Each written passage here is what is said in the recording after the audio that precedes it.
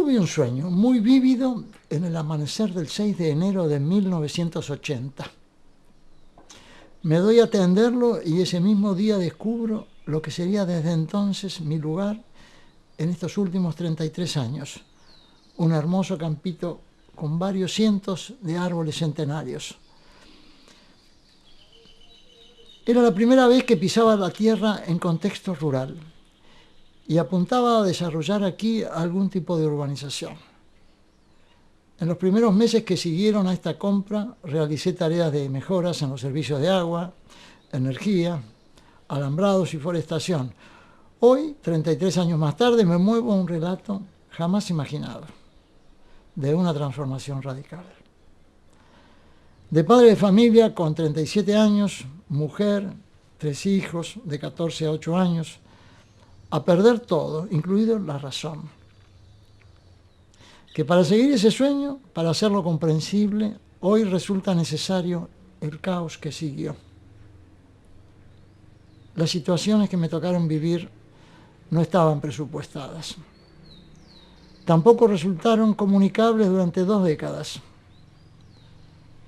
Bien fácil resulta de imaginar esta situación cuando uno, que ya no es uno, pues en el loco hay más de uno, termina internado en un loquero intentando los médicos devolver cordura con pastillitas que buscaban apagar el delirio místico que cargaba,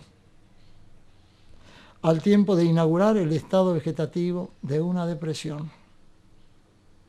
Lo más opuesto a lo que hasta ese momento la locura me había deparado.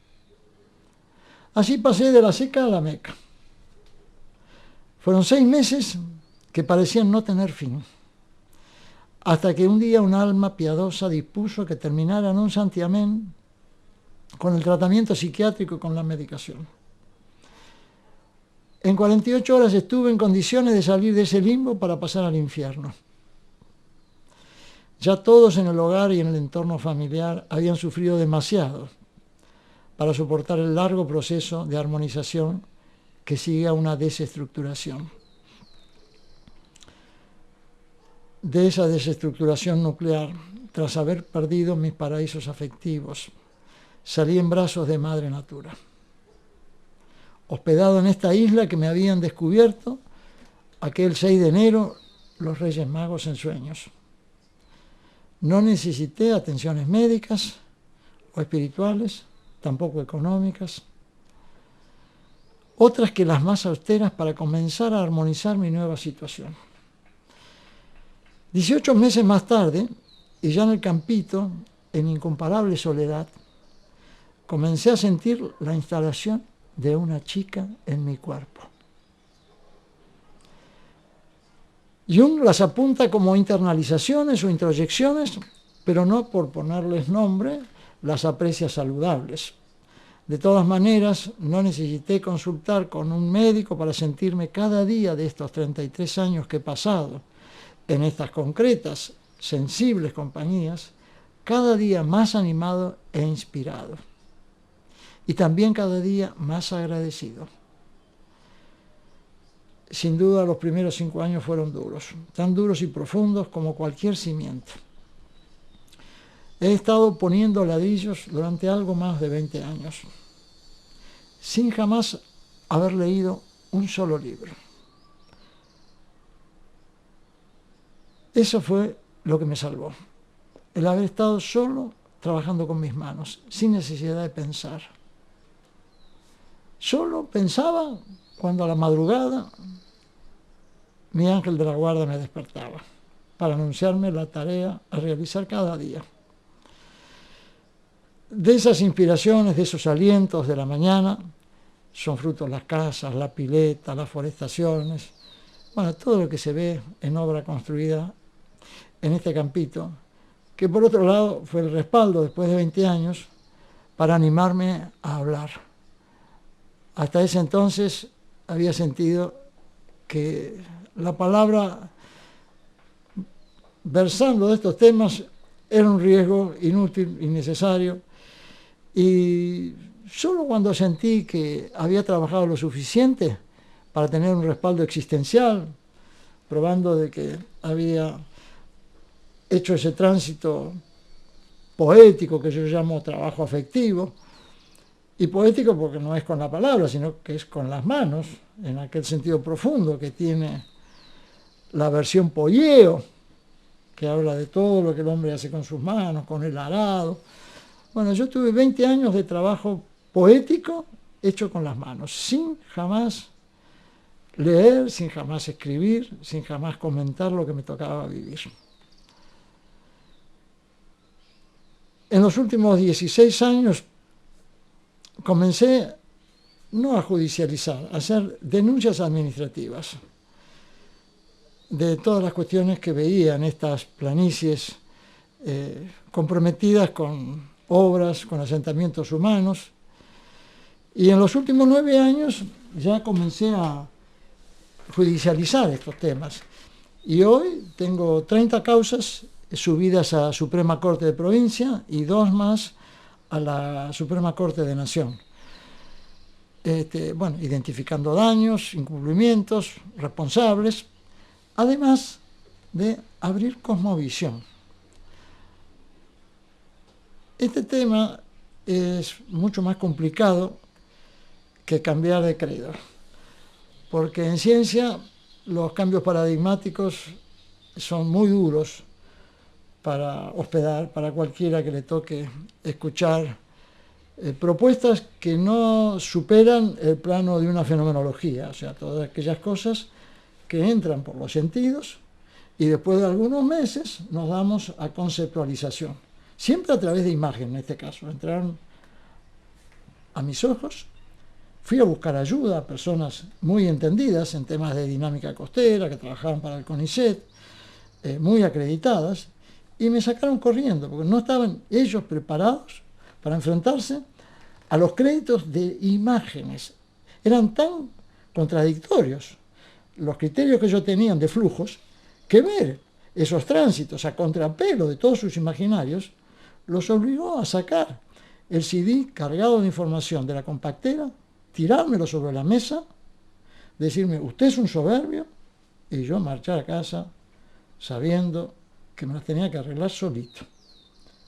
Y a los 6 meses ya tenía esa base conceptualizada sobre esos fenómenos que había advertido en las aguas. Bueno, desde entonces, eso fue en el 2015, no he parado de observar todo lo que pasa en los primeros 150 a 180 metros de las riberas estuariales de todo el planeta y de todo lo que pasa en los cuerpos tributarios y en las salidas tributarias de esos cursos de agua al mar. Bueno, cuando presento los escritos en Suprema Corte, lo hago a cuenta de un hortelano. Y cuando celebro cambios paradigmáticos, lo hago a cuenta del burro del hortelano. Porque me doy cuenta que es muy chocante, sin tener ningún crédito académico, no tengo ningún soporte curricular, nunca pisé una academia, no he leído libros en los últimos 33 años. Había quemado 3.000 libros cuando entré a este lugar, en ese estado de locura, buscando de recuperar justamente territorio para mis afectos. Imaginé que la solución era liquidar los recursos intelectuales. Y bueno, eso fue lo que catapultó esa locura, porque la desestructuración que sobrevino a esa quemazón es bien fácil de imaginar. Pero no tengo dudas que para una persona normal enfrentarse al relato de un presumido que se pone a hablar de cosas que la ciencia hidráulica nunca jamás estimó. Fíjate que hay universidades especializadas en esos temas y nunca jamás hablaron del aporte que el sol hace a las aguas. Siempre estimaron que las aguas se movían por pendientes en los fondos. Y a mí me ha tocado advertir, estudiando los principales cursos del planeta, que el 90% de los cursos en sus cuencas medias e inferiores no tienen prácticamente pendiente alguna que acredite esa energía gravitacional. Son pendientes del orden de los 2 a los 4 milímetros por kilómetro. ¿De qué? Energía gravitacional estamos hablando, para sacar a un curso como el Amazonas, a 4 nudos por hora, a 7,5 kilómetros por hora. En planicies de 2 milímetros por kilómetro, ahí no hay energía gravitacional. ¿Y cómo es posible que desde Newton a la fecha hayan hecho todas las modelaciones, extrapolando, no modelizaciones físicas, porque no se puede modelizar en laboratorio planos tan estrictamente chatos, solo se pueden, extrapolando criterios gravitacionales, hacer modelación matemática, fabulando esas energías. Y con esas fabulaciones se dieron el gusto de ignorar por completo la acción que el Sol tiene en todas las formas de la vida. Porque nosotros mismos no soportaríamos, nuestro psiquismo no toleraría vivir sin un poco de luz de sol. Bueno, sin embargo, la ciencia hidráulica ha tenido esa suerte. ¿Y vos qué es lo que descubrís? Yo no lo descubro. A mí me lo descubre Alflora, Montiel, Vivero, todas las mañanas, y todas las mañanas me muestra una parte de la tarea a mirar. Y bueno, hoy la Internet regala todos los recursos necesarios para uno juntar esa información, lo llevo al Photoshop, duplico resolución de imagen, meto filtros, apunto expresamente a lo que quiero señalar y así he formado un banco de imágenes que hoy, en esos territorios, salidas tributarias, deriva litoral en los primeros 150 a 180 metros, territorios que nunca a nadie le interesaron, porque ahí no hay profundidad. Ahí los flujos incluso se manifiestan a contrapelo de los supuestos flujos en descenso que tienen, en este caso, el estuario nuestro. Entonces, ¿a quién le interesa meterse en problemas para ver que las aguas marchan en sentido contrario? Y las 24 horas del día ni siquiera respetan los horarios de las mareas. ¿Por qué? Porque van siempre en el sentido de las mareas, siempre marchando hacia arriba, en dirección contraria a los descensos. Bueno, ¿a quién le interesa?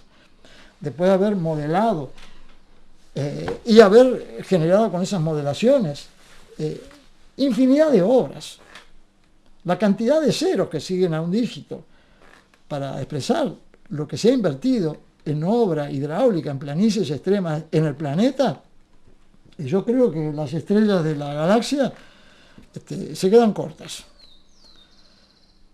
Bueno, esa particular situación de despertar con el aliento y la inspiración de una mujer tremendamente humilde, que nunca en su vida conoció luz eléctrica, nunca conoció el agua potable, nunca tuvo otra educación que la ejemplar que recibió de sus padres, nunca alcanzó a ir a la escuela pública, no había ni siquiera caminos para llegar a su parcelita rural, tenía que entrar pidiendo permiso a los vecinos.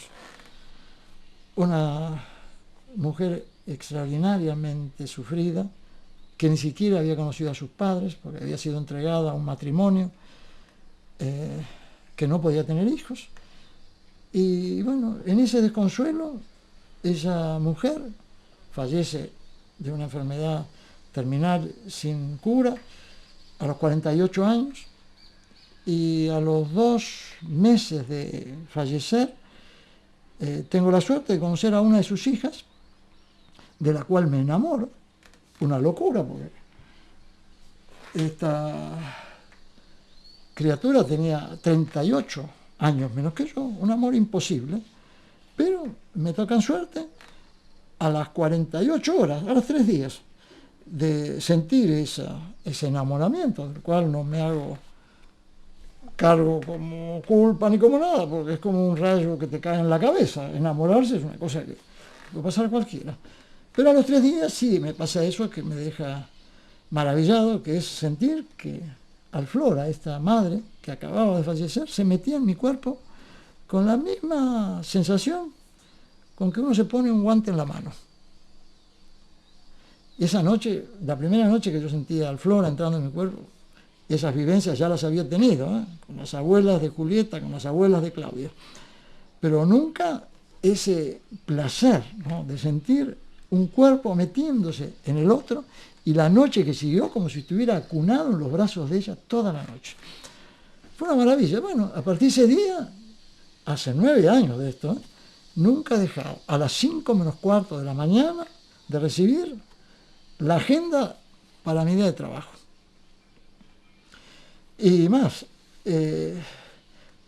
las otras abuelas también entran, pero tienen que entrar en las horas anteriores de ese amanecer, porque si no, a mí me provocan, no digo confusión, me provocan fastidio. No tolero que quieran pasar mensajes a horarios que están reservados para el Flora. Entonces tengo mi despertador con luz, aprieto el botoncito y si veo que son 5 menos 20, a 5 minutos del horario que ingresa al Flora, te aseguro que me pongo muy fastidiado y empiezo a vociferar algunas palabrotas para darle un testimonio de que no tengo ningún placer en recibir visitas a la hora en que tengo que prepararme para recibirla al Flora. Así es que me tengo que acostar a las 12 de la noche, a más tardar a apagar la luz, porque sé que tengo solo 5 horas de sueño, de muy buen descanso, y después a mantener ese estado de ensoñación y de vigilia, que lo suelo prolongar todo lo que sea posible disfrutarlo. De hecho, disfruto esos momentos, son los momentos más ricos de mi día. Y después ya cuando salgo siempre, salto como un resorte de la cama, me pongo a trabajar. Nunca me ha faltado un solo día en estos 33 años el ánimo, a pesar de haber pasado momentos muy duros, muy sufridos, muy tristes, pero esa tristeza nunca me movió a sentir que pesaba en mi ánimo, ¿no? Tristeza que era constitutiva de mi alma, pero nunca afectó las respuestas anímicas que me encendían estos ángeles de la guarda, con nombre y apellido, que venían del vínculo familiar, siempre muy bien identificadas. Eso me ahorraba tener que encender velas, ponerme de rodillas, hacer oraciones y cosas extrañas. No. Acá no había ningún ritual, lo más natural, como si yo estuviera manteniendo una conversación con una persona a la que le entregaba todo mi alma, toda mi vida, todo mi cuerpo, pues sabía que estaba en sus manos, que me acompañaba las 24 horas del día, y no era para despreciar. Es un privilegio ese, que ya te digo, en los últimos 33 años he vivido prácticamente de esas tres criaturas angélicas con nombre y apellido familiar. Te vuelvo a repetir, yo nunca hablo de ángeles como si fueran arquetipos colectivos, ni de arcángeles, siempre hablo de seres que tienen que ver con las personas que amé, o que sigo amando naturalmente, pero que como con ellas tengo conflictos, no sé si irreparables, porque de hecho siento que a los 30 años todos los conflictos alcanzan reconciliación, y los 30 años ya han pasado. Hoy me toca en suerte tener muy buenas relaciones con estos 3 ángeles, aun cuando, ya te digo, a las 5 menos cuarto, nadie más que al Flora tiene entrada y toda mi atención. ¿Te puedo hacer una pregunta? Sí. Acción. Bueno, vuelvo un poco a mis musas. La alegría de sentir el amor de mis musas me ahorra toda cuestión curricular. Tan agradecido estoy a ellas que no recuerdo en 30 millones de caracteres haber escrito una sola vez el primer pronombre del singular. Siento revulsión por la palabra poder y ningún uso hago de la palabra seguridad.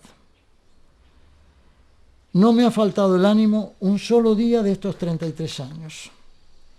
No cesa mi musa Alflora de abrir mirada a sedimentos y a aguas bendecidas por el sol.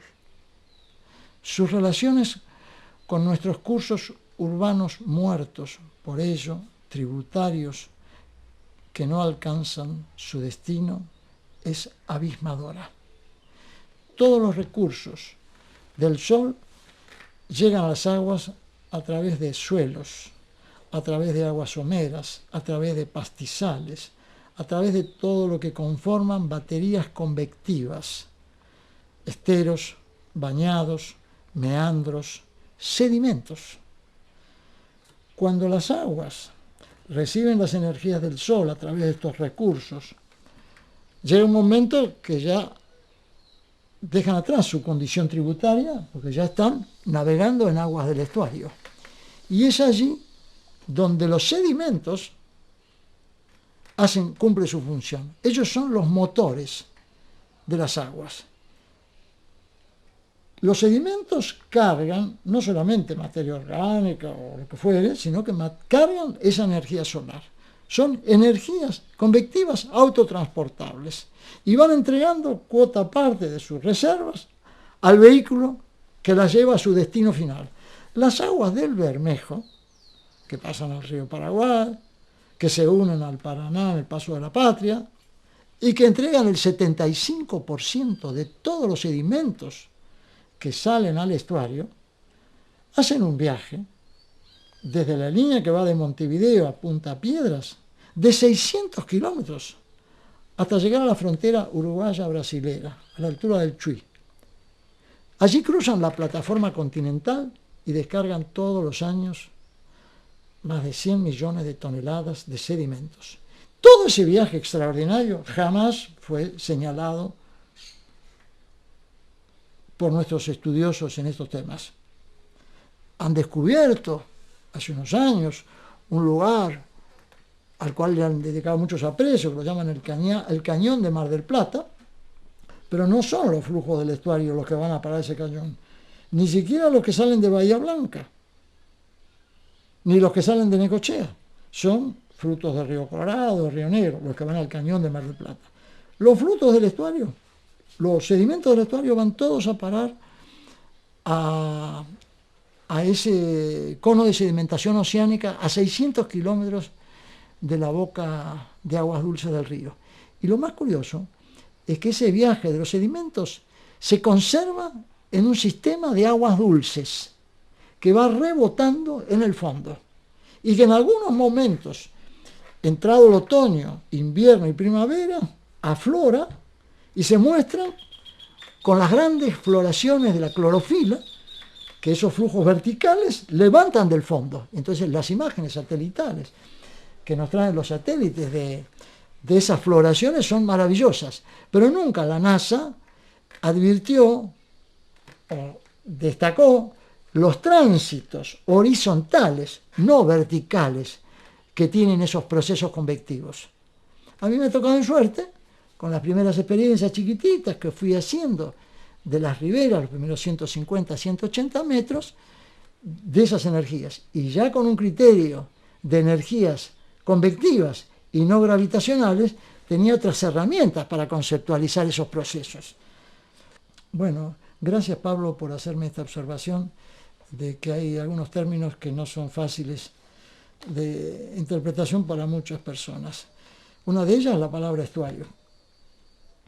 Lo que llamamos Río de la Plata, te diría que nunca fue río, salvo en una oportunidad en que bajaron los océanos tanto que toda la plataforma continental que acompaña a los continentes antes de llegar al talud oceánico, ahí corría un pequeño sendero de agua que ahí habrá sido el Río de la Plata.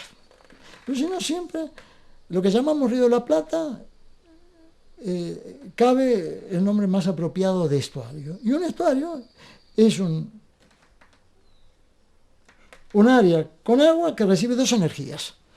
La de los flujos en descenso de las aguas tributarias de todos los cuerpos del Paraná, del Uruguay, del Riachuelo, del Luján, y la de las mareas que tienen mucha más energía que la de los flujos en descenso.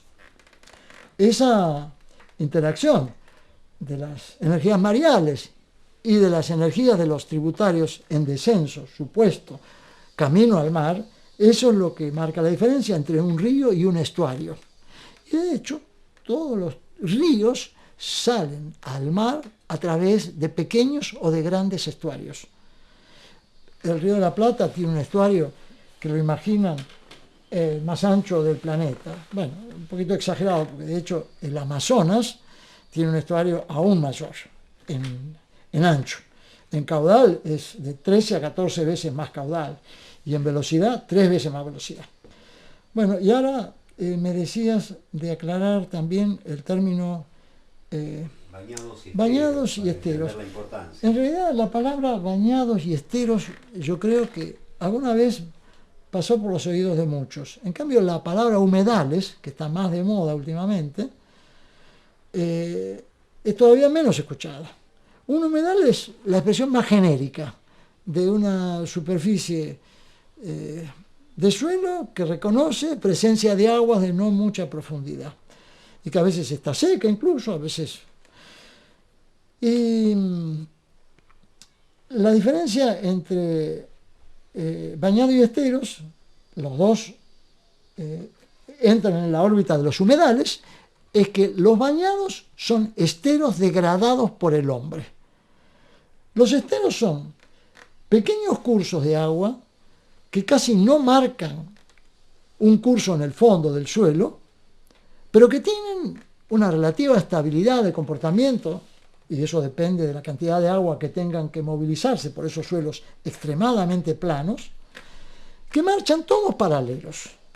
Aquí en la zona de Paranacito, de Ceibas, cuando uno va a buscar los puentes para cruzar al Uruguay, uno hace ese viaje por los lugares donde hay esteros maravillosos, incomparables, cientos de kilómetros de esteros que desde la tierra no se advierten. El otro día pasé por allí con mis hijos y me dio tristeza ver cómo estaba en el medio de esos esteros y no veía nada. O sea, la imagen satelital ha sido el gran regalo para todas estas novedades. O sea, lo que debemos hoy a estos recursos de la Internet, nadie lo hubiera imaginado hace 10 años. Bueno, entonces, esos esteros son sistemas naturales muy delicados, de flujos paralelos, pequeños senderos paralelos, que a lo mejor tienen 1 metro, 2 metros. Hay microsistemas de esteros que tienen no más de 15 centímetros y 30 metros de largo, hasta que concurren, alcanzan a descargar esa pequeña cinta de agua a una sangría ligeramente mayor, que tampoco forma el curso en el fondo, pero que está lleno de la energía solar, porque son aguas de muy poca profundidad, de altísima temperatura, que marchan en la dirección en donde encuentran un ligero gradiente de inferior temperatura, que nunca tiene que ser superior a 2 décimas de grado, porque si no tampoco marchan, quedan disociadas, quedan ahí paradas, estancadas. ¿Viste cuando te bañás en lagos que de pronto sentís que estás con el agua caliente y fría? ¿Y cómo es? Que si hay una ley de termodinámica sobre la que se ha escrito tanto como con la Biblia, que diga que esas aguas buscan aproximar sus diferencias, ¿cómo es posible que se pasen días, meses y años y esas temperaturas nunca se resuelven, esas diferencias nunca se resuelven? Así es que una de las primeras tareas que me tocó en suerte fue olvidarme de esa segunda ley. Tener que empezar a imaginar una termodinámica desde cero, de sistemas naturales. No de los sistemas de termodinámica en donde el hombre echa leña, echa nafta, genera con sistemas de altísima presión un trabajo determinado. Acá no hay nada de eso. Acá el combustible les permite a esas aguas tener movimiento perpetuo. Ni siquiera el concepto de entropía es aplicable en estos sistemas naturales. Así que toda la ciencia que pisa este territorio tiene que empezar a escribirse de nuevo. ¿Te imaginas? ¿Qué es lo que pasa? ¿No le prestan importancia a esos territorios? El tema es que en cuanto empiezan a mirar estos criterios, se abisman. Porque todo lo que han hecho a lo largo de la vida, extrapolando energías gravitacionales para hacer sus famosas modelaciones y de ahí concretar sus obranzas, ha sido todo funesto. Todas las presas de llanura han sido fracasos estrepitosos. Y desde el momento que ya vos estás sacando de las esencias con que fueron proyectadas esas obras, sus horrores conceptuales, no hay criatura en el planeta preparada para recibir al final de una vida la noticia que de sus academias, de sus propios catecismos, han hecho todos esos desastres. Entonces, lo único que apreciaría todo ese mundo de la hidráulica es que este flaco apestoso no existiera. Porque no van a alcanzar todos los psicólogos ni los psiquiatras del planeta para atender a tanta gente. Es abismal, es abismal. Ahora, volviendo a los bañados. Esos esteros, esos sistemas son tan delicados que en cuanto el hombre se acerca, no es que quiere modificar, en cuanto se acerca y pone un pie o pone una tropilla de caballos, como pasó con el arroyo Sarandí acá en San Isidro, que a fines del siglo XVIII los Anchorena tenían ahí caballos, no tenían parcelas, porque no eran ricos todavía, pero sí tenían caballos salvajes que los criaban ahí en los bajos de San Isidro. Esos caballitos se ocuparon de romper lo que se dan llamar el cordón litoral de salida de ese pequeño y de todos los tributarios. Ese cordón litoral, que está muy prolijamente bordado por los sedimentos del propio tributario, es lo que permite que las aguas del tributario nunca se tengan que enfrentar con las energías del mar. Porque las energías del mar apuntan en el sentido contrario a los descensos. ¿Y cómo hace un arroyito de mala muerte para salir con su sana intención aguas abajo si la mamá del estuario, que son las energías del mar, empujan para arriba? Entonces esa criatura, cuando tuvo que hacer la elección, voy para abajo, voy para arriba, decidió ir con su hermana mayor, la marea, va para arriba. ¿Y cómo sale para arriba? Las 24 horas del día, sin nunca detenerse. Y bueno, borda con los mismos sedimentos que transporta, que vienen muy calentitos por ese curso de agua. Cuando se encuentran con las aguas del estuario, un poquito más frescas, obliga a esa diferencia térmica, porque se dan llamar capa límite térmica, a precipitar los sedimentos que vienen navegando por ese cursito que tímidamente busca salir al estuario. Entonces, ese cordón litoral está bordado por precipitación sedimentaria tan prolija que la llaman de borde cuspidado. Y basta que algún caballito, alguna criatura, algún hortelano, alguno que no se haya enterado de esos temas, que de hecho nunca se han enterado, rompa la curva de la salida de ese cordón para que ese río muera. Y eso es lo que le pasó al riachuelo en abril de 1786. Bien. Terminamos con la carta. Estuvo muy bien. Bueno, estas introducciones son un poco duras para cualquier espectador y entonces es bueno después de estos minutos hacer un pequeño intervalo, pero no quiero dejar de agradecer esas energías y ese espíritu del que lucha, porque de hecho ese espíritu de los que luchan es siempre y por mucho tiempo lo único que mantiene viva la emoción. Esto es común a todos, buenos y malos, porque esa emoción es la chispa que una y otra vez invita a encender vocaciones. Si tuviera 50 años menos, sin duda otros senderos transitaría mi acción. No dudo en sentir que lo de un viejo animado como un joven es lo que mejor contrasta la obra del Espíritu en nos. Han pasado 33 años y he permanecido fiel como he podido a los viejos y a los nuevos amores como mandan destinos. Ahí está.